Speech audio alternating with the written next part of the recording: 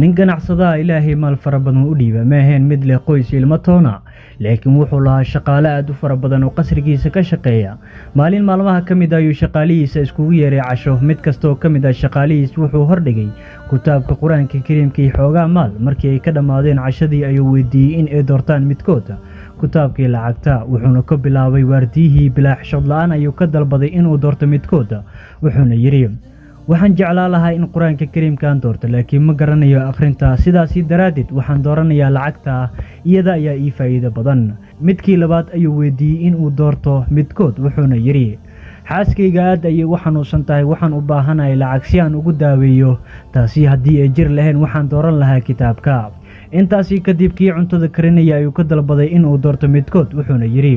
aniga waxaan jeclahay akhrinta qur-aanka laakiin shaqadeedu iima saamaxaysa inaan waqti badan wax ku akhriyo sidaasii daraaddeed waxaan dooranayaa lacagta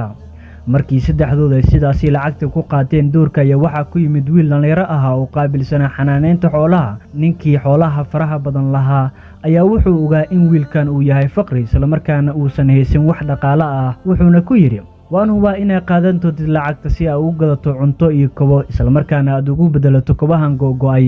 wuxuu ugu jawaabay wiilkii waa sax inay igu adag tahay inaad gato kobo cusub iyo digaagad aan suuqa ka soo iibsado islamarkaana aan hooyaday la cuno laakiin waxaan dooran lahaa kitaabka qur-aanka sababtoo ah hooyaday waxay igu tiri hal kelmad oo alle xaggiisa ayaa ka faa'iido badan dahabka dhadhankeeduna ka macaan wax kasta wuxuu qaatay kitaabka qur-aanka kariimka markii uu furay wuxuu ka helay 2 bushqad midka koowaad ayaa ku jirtay lacag ka badan 10 laabtii ay qaateen kuwii kale bushqada labaad ayaa waxaa ku jiray dukumiinti muujinaya qayb ka mid ah maalqabeenka inuu dhaxli doono maalkiisa intaasii kadib maalqabeenka ayaa hadlay wuxuuna yidhi